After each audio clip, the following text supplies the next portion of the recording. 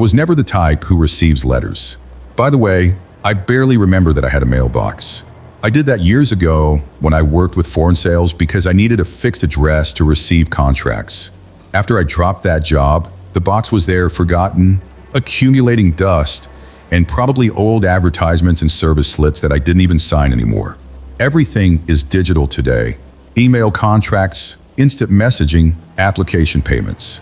I don't remember the last time someone said, "I'll send you a letter." So that day, I just stopped at the agency because I was on the street solving something else, and for some reason, came to mind, what if there's something important there? It was early afternoon. The sun hit the sidewalk hard, and that warm asphalt smell gave me a slight headache. I was already annoyed before I even opened the agency door. The air conditioner seemed not to handle it, and had a constant squeak coming from the fluorescent lamps, a sharp noise that I only realized when I saw myself standing in front of my number, the key already fitted, but without spinning. I hesitated, as if something said to me, "You don't have to open it. You don't want to know." Funny, right? Because it was just a box. But I felt something different. I turned the key. Inside, just an envelope. White, straight. It seemed new, as if someone had just put it there. I held it and noticed that I was rigid. There was something inside. My heart accelerated a little. Perhaps it was a lost contract, some late money I didn't even expect. I pulled away from the counter and ripped aside. When I pulled the content, my body stiffens. A check, notching the eyes, dollars, 10,000 US dollars, in my name, filled straight with signature. The first reaction was to laugh. Do you know that nervous laugh? Kind of stuffy. A prank it could only be. I looked around, as if someone would appear with a hidden camera. Nothing. I sat in a plastic chair in the corner of the agency. The bat glued it lightly because of sweat. The air was colder there, but not enough to calm me down. I looked again at the check. I ran my fingers over the paper, feeling that typical relief that checks usually have. It was real, or it seemed to be. What would you do? I thought of 1,000 things at the same time. A blow? But how did you know my name? And why my name if it was fake? I remembered stories I read on the internet, people who tried to discount fake checks and ended up trapped, but that it was very specific. It didn't seem like a generic thing. It seemed, guys, I remembered my aunt, years ago, telling me of an unexpected heritage she received from a distant relative. She was suspicious, but it was true. No, I would have known. I thought to call my mother. She always had that ability to put my feet on the floor, but I didn't want to look stupid. "Mom, I got a check of $10,000 in the mailbox. What do you think?" Just imagining her laugh, I gave up. I took a deep breath. The adrenaline made my hands shake lightly. I put the check back on the envelope and squeezed it against my leg, as if he could escape. Suddenly, a shiver traveled my back of my neck. I turned slowly.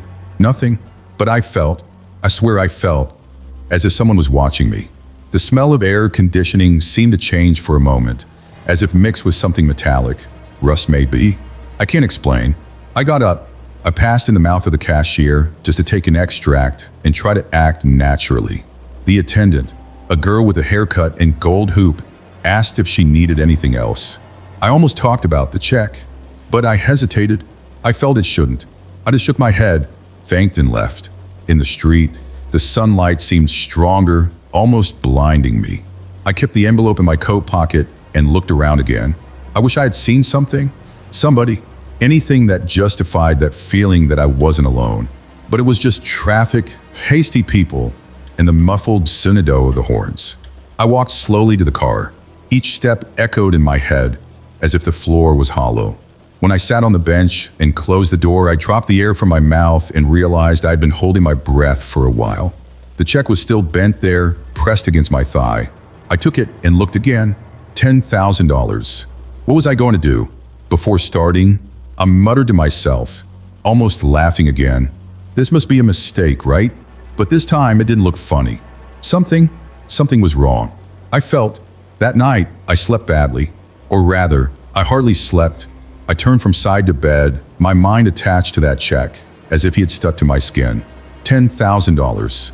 I was trying to convince myself that it was bullshit, that it would be right to throw away and forget. But each time I closed my eyes, I saw those numbers. I remembered the rigid roll, the dry touch, the relief of impression, and especially what I felt to the agency.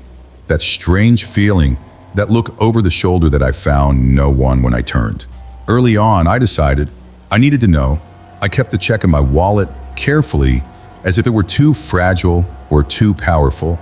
The bench was about 15 minutes of walking. The air was muffled, damp, that kind of morning that seems to predict a storm. Even with the clean sky, the streets were busy, but I felt isolated, as if there was an invisible wall between me and the hasty people. With each step, the idea of giving up came back. I arrived. The bench had that characteristic old air conditioning smell mixed with cheap perfume. I was sweating, but the artificial cold made me shiver. I approached the cashier. A woman with thin framed glasses answered me. She looked at me with that mechanical cordiality they train, but when I slipped the check by the bench, something changed. Her eyes fell on paper, and for a second the smile hesitated. "Just a moment, sir." She typed something in the system, her nails beating drought on the keyboard. The monitor emitted short, annoying beeps, and I realized that I was squeezing my hands against each other. She looked at me again, only this time. It was different. It was no longer that routine look. It was discomfort. "I'll need to confirm some data. I'll be back in a moment." She took the check carefully, as if holding something dirty. I saw when she approached a man in a dark suit, gray hair close to her head. To Ost, he didn't disguise it. He looked straight at me. I tried to smile, but he kept his face hard. Then he took the phone. I tried to pretend it was okay, looked at the cell phone, moved the screen without seeing anything. My heart beat too fast. The breath was short. I knew something was wrong. But what? "It's all right, sir." A voice caught me off guard. He was another employee near the ATM. Maybe I noticed my expression. "Yes, just waiting." I tried to look casual, but even my voice came out trembling. He stared at me for a second more than usual before he walked away. I looked at the manager again. He was still talking on the phone, but now he was looking at the entrance door. My stomach turned around. I started thinking about absurd things. Would they arrest me? But why? I had only taken one check. This made no sense. I tried to reason. Maybe it was fraud. Maybe someone had used my name in some blow. But if that was it, why? And why $10,000? I felt a drop of sweat run down in the back. I looked around. The security cameras seemed to face me. The noise of air conditioning got louder, or maybe it was my head. My fingers were tingling. The employee came back, but without the check. "Sir, the manager will talk to you. Can you wait there, please?" She pointed to a room with a glass door. "But, is there a problem?" I tried to smile, but my voice came out weak. She hesitated. He looked to the side, as if he conferred if anyone was listening. Then it leaned a little. "It's about the check. I need you to be calm." "Stay calm." I stood, but my legs weighed. I took 3 steps to the room. I sat in a plastic gray chair, the backrest ranging under my weight. The room had that strong disinfectant smell, and there was a camera in the corner, well above my head. Outside, the manager closed the call. Now he was talking to another man I hadn't seen before. Tall of clear suit, he had a radio in his belt. I knew that radio. It was from the police. My mouth dried up on time. My chest squeezed. I wanted to get up and run, but I stood. The hands sweated. Every second, it seemed an eternity. And then, the Selenia phone rang. I looked at the black device on the glass table, but I couldn't move. He played again, and again, and again. Finally, I answered, "Hello." The voice on the other side was low, firm. "Don't leave. The police are already on their way." The connection fell. I felt my face warm and a strange pressure on the temples. I looked at the glass. The manager avoided staring at me. Police? Because of the check? What had I done? Or rather, what did that check mean?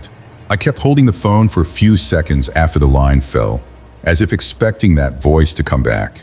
But there was only silence. Not even a sign of those who had called me. No explanation. The stuffy sound of the agency seemed distant, as if I was underwater. My ears saw me. My chest climbed and descended too fast. The hand trembled. I tried to hide it, supporting my arm on the table. On the other side of the glass, the manager approached. His smile did not match the rigidity of his shoulders. He was not quiet. No one was. The attendant who had received me before whispered something to another colleague. They looked fast at me and diverted. The security guard near the door was more attentive now, stirring the radio stuck to the belt. It looked like an anthill, everyone moving in a way that only I didn't seem to understand. "Sir, just a moment, please." The manager said that as if it were a request, but I heard as an order. The smile on his face was so fake that he gave me anger. I wanted to ask what was happening, but when I opened my mouth, my cell phone vibrated again. Another unknown number. I hesitated. It could be the one who just called, or it could be something else. The fingers slipped into the sweat of the screen. I answered, already said, "Don't leave. They're going." It was the same voice. Firm, but not shouting. "All right. Who was going? Was that? I just want to know." The call cut again. I pressed the screen against the ear, waiting for something else, anything. Nothing. My heart was fired. I felt a heat climb through the chest, mixed with the cold of the air conditioning that now seemed stronger. I looked around again. The manager was already standing next to me. He watched me from above, his hands crossed forward, and that forced smile was still there, but his eyes said something else. "Any problem, sir? You look nervous." The question was educated, but the tone was not. It was a warning. Wanted me to say that everything was fine. No, I just got a strange call." "Right. Well, we just need to wait a few more minutes. Can you keep waiting here?" I tried to smile, but I felt my own tremendous expression. Of course. He walked away slowly, as if he didn't want to turn his back. My stomach racked. I want to get out of there, but what if I tried? The security guard near the door was even more attentive now. I could have sworn he was expecting a signal. I thought of everything that could go wrong. I could walk, pretend to go to the bathroom, and try to escape. But what if it ran? What if they held me right there in front of everyone? What if that was worse? I felt my muscles tensioning like I'm about to get up. But before I made any decision, the phone on the room table rang. "Hi, Dry."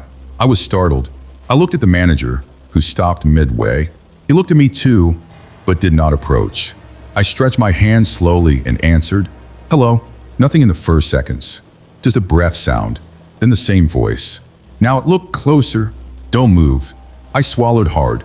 "You already said that." "Why? What's happening?" "Stay where you are. Trust in me." "But I did nothing. It's just a check. I know what you received. And they also know." "They? Who were they?"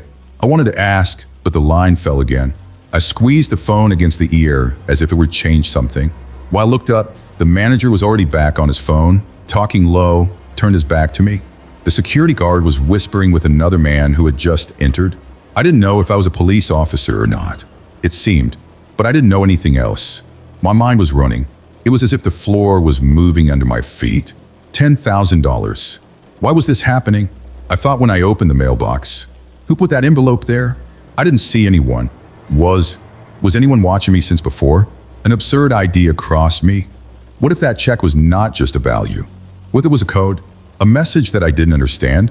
What if I was in the middle of something I hadn't noticed? I felt a shiver go on my back. I looked at the door. The security guard saw me looking and touched lightly on the radio, as if to say, "Try. I'm ready." My chest hurt to hold my breath. On the phone screen, another number started call. I faced that for seconds that looked like hours. Answer or run. I saw when they entered. Two men of dark uniform, rigid posture, as if each step were rehearsed.